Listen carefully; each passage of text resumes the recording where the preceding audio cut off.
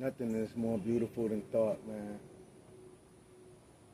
You know, today I want to talk about being spellbound. Because in my endeavors in life, I've always known never to accept a diagnosis from my enemy. And when I say that, you know, people can unknowingly be your enemy, they can knowingly be your enemy.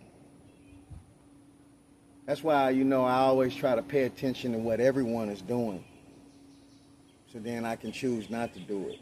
Because I know when everybody's doing it, it's usually a program. And no matter what it is, whether it's on television, if it's on there, it's definitely orchestrated, planned, and placed there in a certain way. Because that's what broadcasting is, casting a spell abroad. So on that note, one thing I respect about the serpent in Genesis is it was the most subtle of all the creatures of the garden. And you know, if you really just perceive it in a correct manner, the serpent gave wisdom. He gave knowledge. The serpent was very wise. When they say it was the most subtle, very wise in wisdom. And it gave wisdom and knowledge. Also symbolic, connected to the tree of life. The serpent, he gave wisdom. So therefore, when I'm dealing with a person and I know that they're a serpent, I'm not going to pick them up or place them in my life because I know that it's in the nature of the serpent to bite. But at the same time, if I play the flute, I can learn a lot from the serpent as long as I play the flute. In other words, the reciprocation. That serpent has to receive what you would call, let's say what the word for it, reverence. So by giving that serpent reverence, you're learning from it how to charm the serpent, how to charm the kundalini, how to understand your wisdom and by knowing yourself, because we are slowed down light. So therefore, when we understand the stars, we understand ourselves with the zodiac.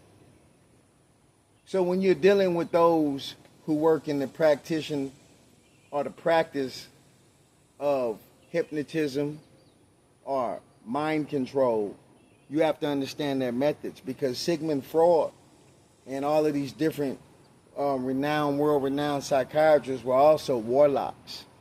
They were dark practitioners in the occult. And they studied the mind in order to control the mind.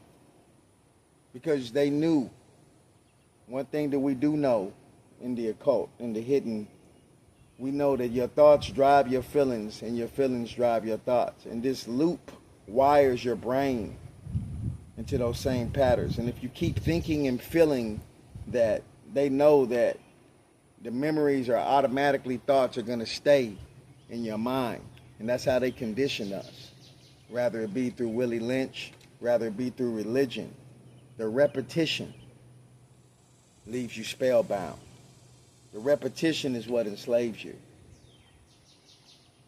So we have to understand that truly, that when the serpent said that when you bite from this fruit, you will have eyes like God's, that wasn't a bad thing. Because it took them out of what? Mental slavery, out of hypnotism, out of the amnesia that we suffer from. Because in memory, we'll understand that the sun is not our enemy. The sun speaks to me and then I speak to it, or speak to an audience. I love the sun, what it does for us. So all that, oh, it's hot, that's another form of programming yourself. The sun is hot, I'm hot. You know, nothing in nature should ever be against you. If anything, it's always going to benefit you.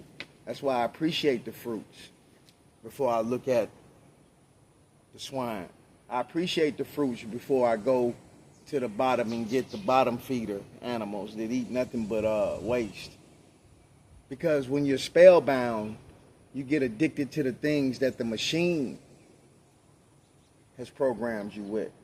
So no matter what it is, if it's on that television program, that broadcasting, it's a form, I can just go ahead and say sorcery,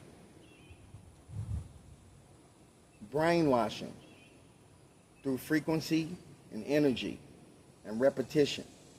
That's what enslaves you. And this is all throughout history, from all angles, that programming. So, of course, I want to talk about the solution when I talk about the problems. I'm not just a problematic person. I'm trying to also give a solution. And here's the solution. The only raw, uncut truth is nature. It's that simple. So yeah, those tree huggers, those grounders, those people that go out there, that's the truth. That's not going to lie to you. As long as it's not artificial grass or something that they planted. Because, they purposely destroy all of the female trees so they can market and control. Everything is based on mind control.